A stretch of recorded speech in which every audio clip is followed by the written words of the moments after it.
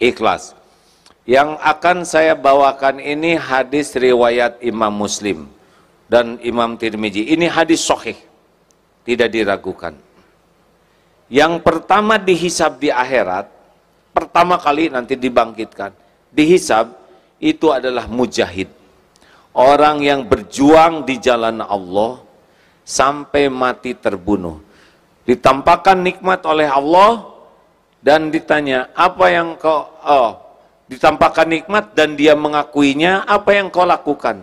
Ya Allah, saya sudah berjihad fisabilillah, berjuang sampai saya terbunuh di medan perang, dan saya lakukan ini lillahi ta'ala, karena engkau.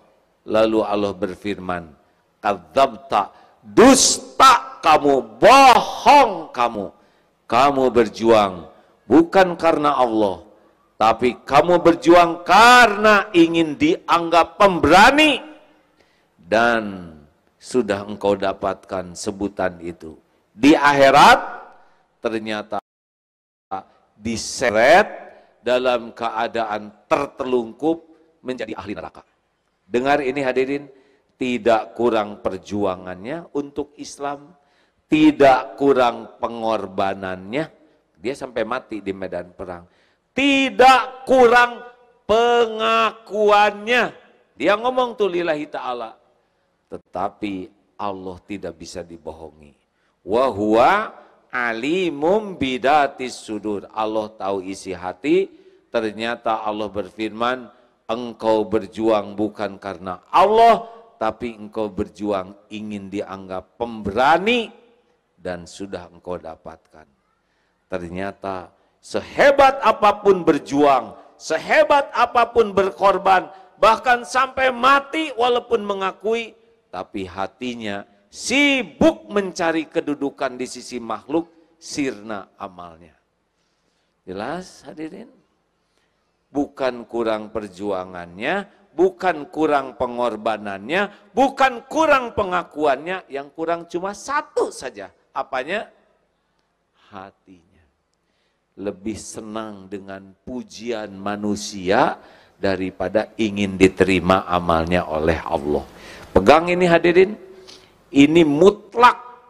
Kalau saya baca hadis ini serius sekali. Mengapa?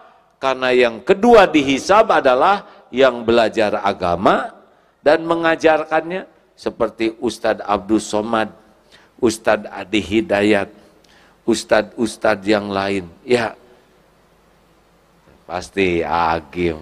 Saudara nggak kuat ya, saya pengen dihisab yang kedua. Belajar agama dan mengajarkannya, belajar Quran dan membacanya.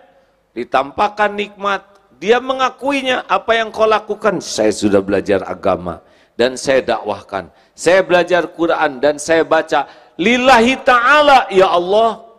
Ngakunya karena Allah, tapi Allah yang maha tahu isi hati yang tidak pernah bisa dibohongi siapapun berfirman, kadzabta, dusta kamu, engkau belajar agama dan berdakwah karena ingin disebut alim, orang berilmu. Engkau baca Quran karena ingin disebut qari'ah, dan sudah engkau dapatkan itu di dunia. Di akhirat diseret itu ke dalam neraka. Tidak kurang ilmunya, tidak kurang dakwahnya, tidak kurang bacaan Qurannya, yang kurang satu saja. Apanya? Niatnya. Bukan mencari keridhaan Allah, tapi cari pujian manusia. Hilang itu semua pahala. Dan yang terakhir adalah orang yang dermawan, sedekah kemana-mana. Ketika ditanya, apa yang kau lakukan? Saya sedekah. Apapun yang kau cintai, saya sedekah. Kadzabta, dusta kamu. Engkau sedekah karena ingin disebut dermawan, dan sudah engkau dapatkan pujian itu. Dan ternyata diseret ke neraka. Bukan kurang sedekahnya, yang kurang cuma satu saja. Apanya? Niatnya. Lebih sibuk ingin pujian manusia, lebih sibuk ingin kedudukan di sisi manusia. Kenapa Allah begitu marah? Karena dia menggunakan amal hak Allah tapi untuk dipuji manusia. Bu, mana yang bahaya? Wanita ingin kelihatan cantik atau wanita ingin kelihatan solehah? Mana yang lebih bahaya? Jawab.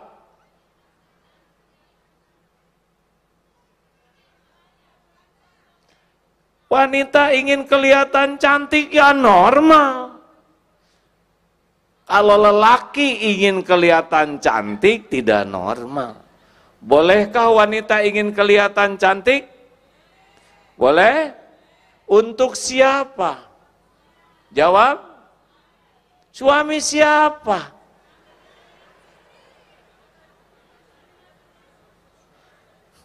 Si bapak langsung ketawa, ya. Karena bapak jadi saksi, ya. Istri mau ke undangan stakar kebek dandan, pulang dari undangan, giliran ketemu khusus bersama suami, dibuka kerudung, rambut rewing, pensil alis di sini, bulu mata jadi bulu hidung palsu. Hadirin, kalau ingin kelihatan cantik masih urusan dunia. Tapi ingin kelihatan solehah, sudah pakai amalan akhirat. Ini sedikit saja rahasia ikhlas. Apa sih ikhlas?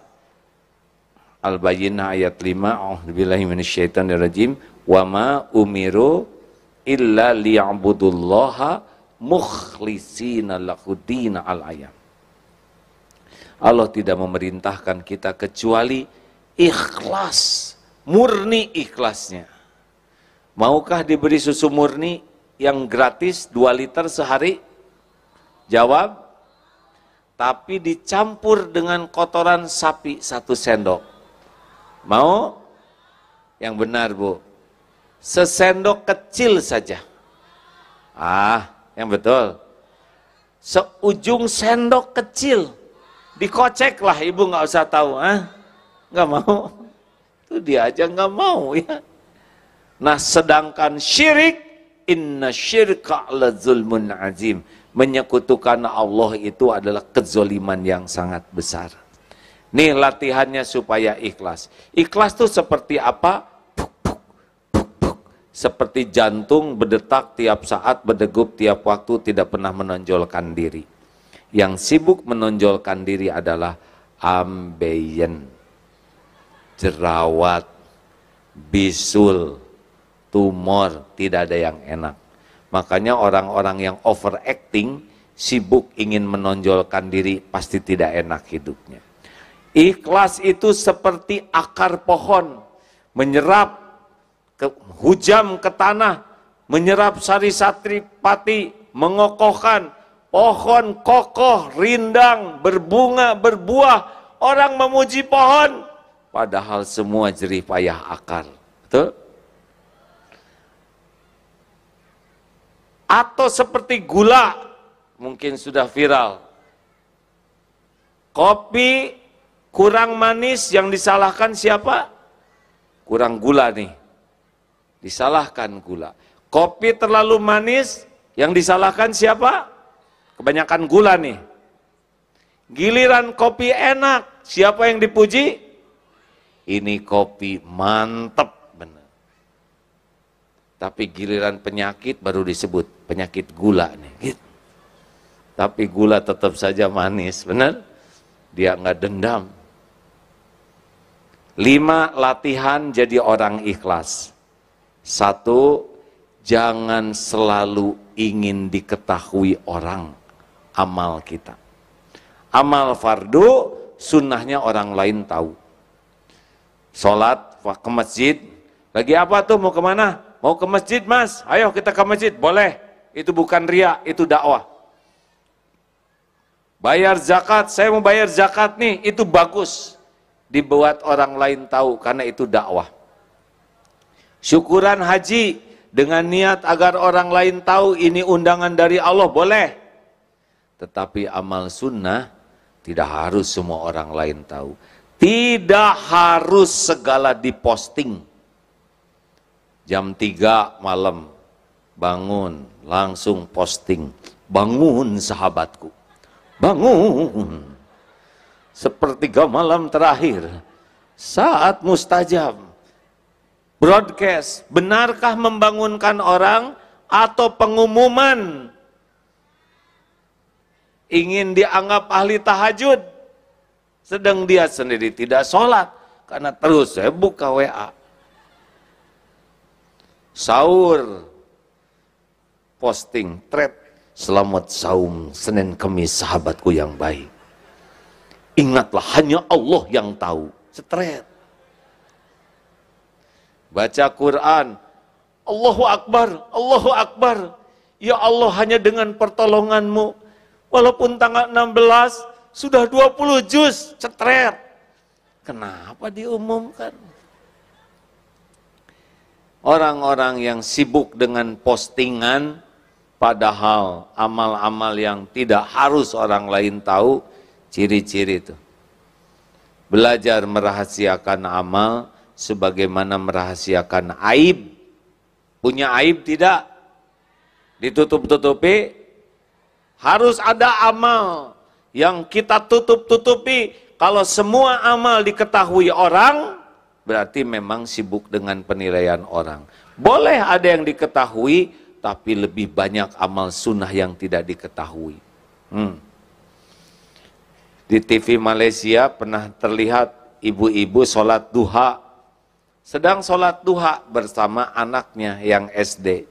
Telepon bunyi, "Kening, Dek, ibu sedang apa?" "Sedang sholat duha, Bu." Aduh, bahagia. Allah Akbar. Karena tetangga jadi tahu. Selesai sholat, "Anak baik, anak pinter, ibu sayang." Karena bahagia tetangga jadi tahu. Suatu saat sholat maghrib, sholat asar, 5:30. Sedang sholat, telepon bunyi. "Kening, ibu ada?" "Nak, ada." Tong, tegang. Lagi sholat nih. Sedang apa? Sedang sholat asar, tante. Selesai, kamu ngomong. Berarti dia lebih sibuk dengan diketahui orang daripada diketahui Allah. 2, jangan selalu ingin dilihat orang. Ada orang, tidak ada orang, bagi orang ikhlas sama, bagi orang tidak ikhlas tidak sama. Ada orang bagus, tidak ada orang tidak bagus. Ini ciri-ciri ini. Kalau sholat sendiri, gesit. Allahu Akbar. Allahu Akbar. Allah Akbar subhanahu wa ta'ala. Allah Akbar bi kulli rahmani wa juni wa fani wa juni wa dini wa Allah Akbar subhanahu wa ta'ala. Atahiyatun barakatuh salawatu astagfirullahaladzim. Astagfirullah. Assalamualaikum. Assalamualaikum. Tidak ada orang. Gesit, tangkas. Giliran ada orang, Allahu Akbar. Bismillahirrahmanirrahim. Allah Subhanallah. Cukup nih, udah agak lama ya. Udah agak lama nih, cukup ya. Sami Allah. Acting. Lagi sholat sendiri tahajud. Sedih. Tapi ada suami. "Ya Rabb, tolonglah keluarga kami." Air mata dibiarkan mengalir. Padahal itu sisa menguap. Tapi diatur supaya ini acting. Gak diterima. Hati-hati. Ada orang, tidak ada orang, sama atau tidak. Kalau ada orang baik, tidak ada orang tidak baik, ciri-ciri itu. Tidak ikhlas. 3. Ciri latihan yang ketiga adalah jangan ingin dipuji, jangan takut dicaci. Dengar ya, kalau dipuji semangat, tidak dipuji tidak semangat, dicaci patah semangat, pasti bukan karena Allah. Karena orang ikhlas, puji, caci, ember jatuh sama. Hanya getaran udara yang merambat ke telinga. Kalau dipuji semangat, tidak dipuji tidak semangat, dicaci, patah semangat, pasti karena mulut orang dia berbuat. Bu, Pak, saya sudah nyobain takdir dipuji-puji, udah. Udah gitu ada takdir dicaci maki, udah. Demi Allah nih saya bersumpah ya, dipuji rame-rame, dikagumi rame-rame, dihormati rame-rame, jauh lebih bahaya dibanding dicaci maki rame-rame. Karena kalau kita sudah menikmati pujian, edik, nagih, pengen dipuji terus. Dan itu pasti letih orang yang senang dipuji. Kenapa? Karena orang tidak mungkin semuanya menyukai kita. Luqman Hakim membawa anaknya, nak ke pasar, siap beh, bah, ayo kamu naik. Anak naik, bapak nuntun. Sampai ke sebuah bukit, orang lihat, ini anak kurang ajar nih, ha? Masa dia naik, bapaknya nuntun, nggak tahu sopan santun nih anak. Salah. Anak turun, bapak naik. Sampai bukit kedua, ketemu lagi sekelompok orang, ini si bapak tega. Masa dia naik, anak nuntun, gak punya perasaan. Salah. Bapak naik salah, anak naik salah. Kalau gitu berdua. Naik berdua. Sampai bukit ketiga, ketemu dengan sekelompok orang. Ini manusia tidak berperi kekeledaian. Keledai satu dinaikin duaan, zolim.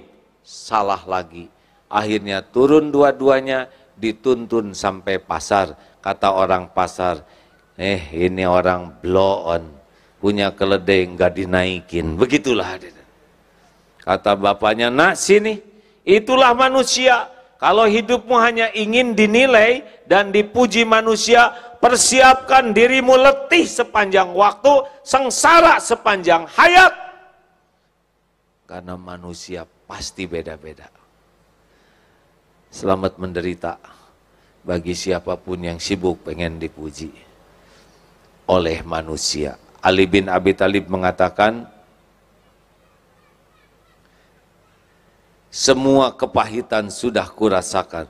Dzuktur mararati kullaha falam ajid amarra minal hajati ilan nas. Kepahitan seluruhnya sudah kurasakan dan tidak ada yang lebih pahit dalam hidup ini selain berharapnya hati kepada manusia.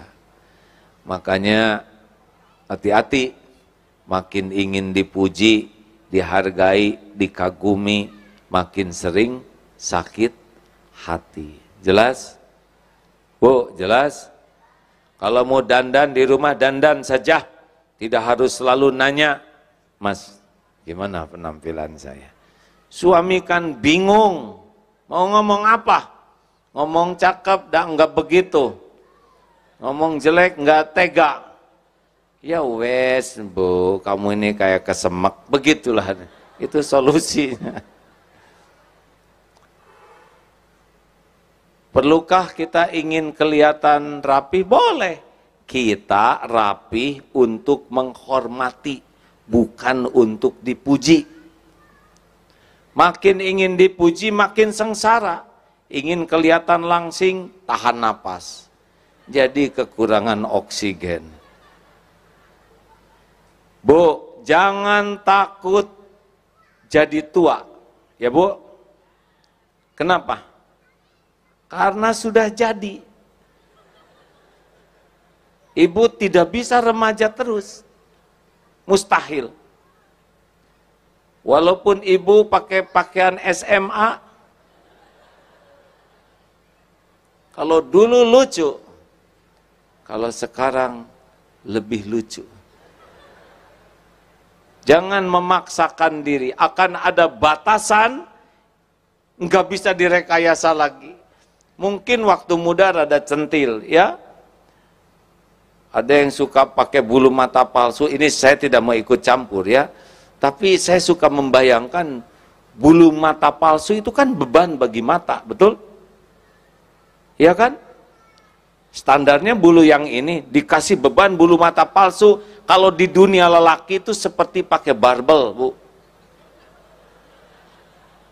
Tiap kedip begini, siap-siaplah, satu ini berotot, atau kalau sudah tua, kelelahan otot.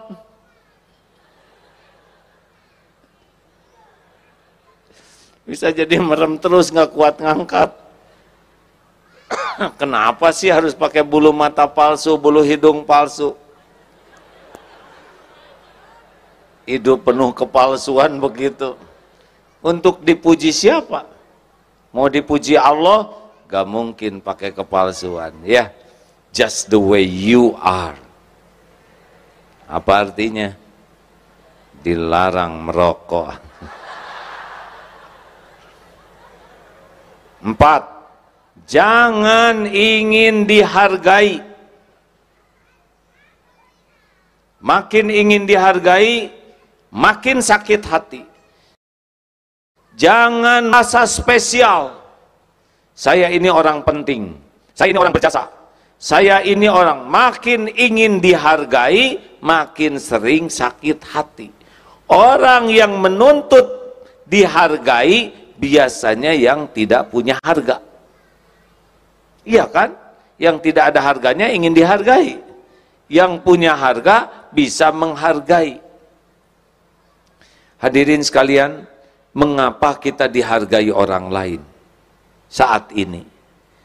Penyebabnya cuma satu, karena Allah masih menutupi aib, dosa, kejelekan, dan kekurangan kita. Benar?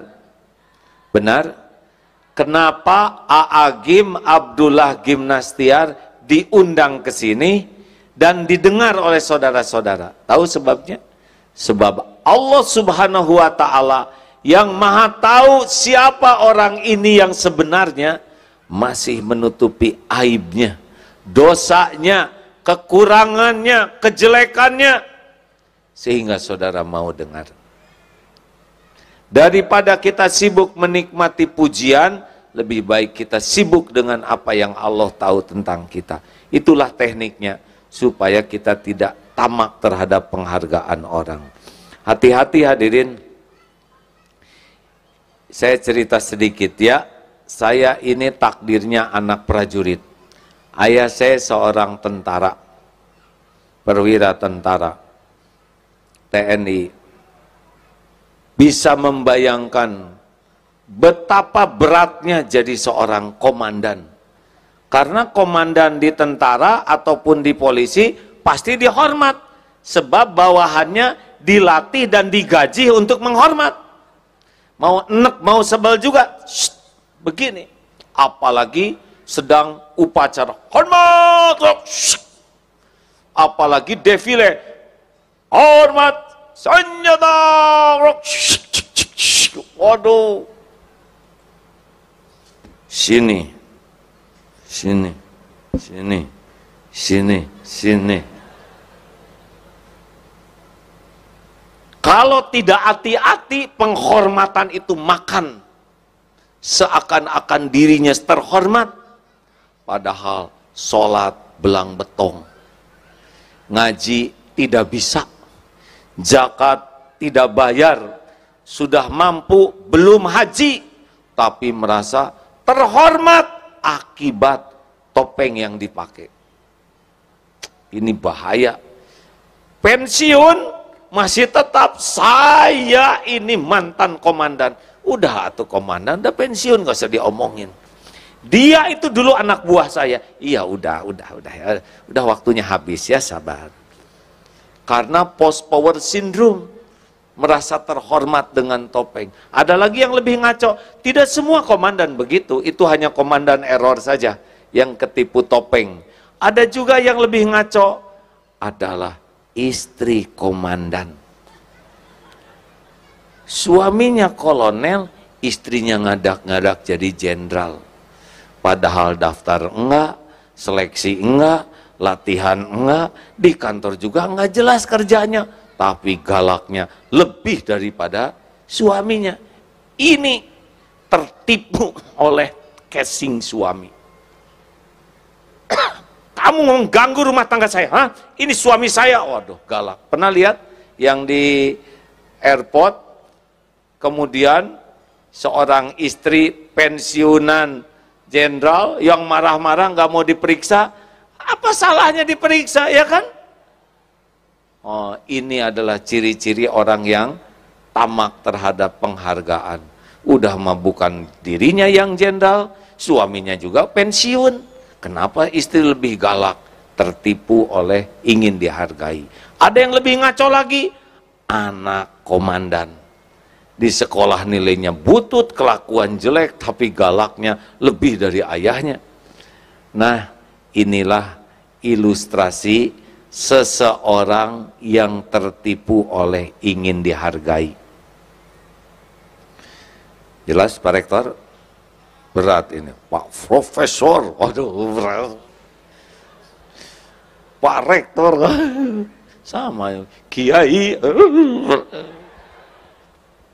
Padahal di sisi Allah belum tentu seperti apa yang diketahui orang lain. 5. Jangan ingin dibalas budi. Ulangi. Jawab atuh hadirin. Jangan ingin dibalas budi. Lakukan, lupakan. Lakukan, lupakan. Lakukan, lakukan.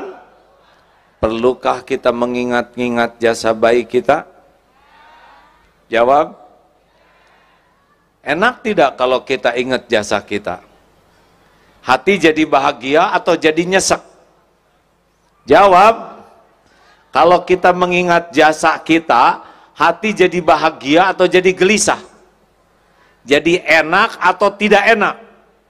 Nah, itu ciri-ciri salah tuh. Perlukah kita menyebut-nyebut jasa baik? Perlu tidak? Tes. Mas. Coba bicara sama bojomu. Benar gitu? Perbojoan. Hei istriku, aku ini suamimu loh. Padahal istrinya udah tahu. Aku ini suamimu. Aku yang membanting-banting tulang, memeras-meras keringat. Ini rumah aku yang siapkan untuk kalian, hah? Kalian pakai dempul, lipstik, apa itu aku yang beliin. Kalian makan segala dikunyah, jalan kuliah, aku yang siapkan. Jalan-jalan pakai mobil tak beliin, bensin aku yang siapkan. Saya nih suamimu yang berjuang untuk kalian. Dengar ya, kalau ada suami berbicara begitu, bagaimana perasaan ibu? Bahagia atau enek, Bu? Yang jelas, Bu. Bahagia atau enek? Jadi makin sayang, kagum, atau jadi sebel? Tuh, dengerin, Pak. Jelas? Nah, kami juga sama, Bu. Apalagi saya, Pak. Saya. Jangan nyebut-nyebut. Ke anak paling nggak boleh, Bu. Ini ibumu, nak. Ini ibumu, nak. Kata anak-anak. Ya iya, bukan saya juga udah tahu dari dulu. Kenapa ibu jadi lupa diri? Ini ibumu. Ibu yang hamil. Ibu yang melahirkan kalian. Ibu yang menyusui. Mungkin kata anak, siapa suruh ya deh ya. Nah kita mah nggak pesen lahir dari ibu yang ini. Nggak boleh hadirin. Saya pimpinan kalian. Udah tahu. Dengan kepemimpinan saya itu siapa? Hah? Bingung akhirnya. Udahlah. Kalau mau bahagia, lakukan, lupakan. Jadilah seperti matahari, hanya memberi, tak harap kembali, bagai sang surya menyinari bumi. Tenang hadirin. Mau bahagia hadirin? Sudahlah, jadilah orang ikhlas. Gimana supaya ikhlas? Nih, jawab. Ada orang, tidak ada orang, Allah ada tidak? Yakin?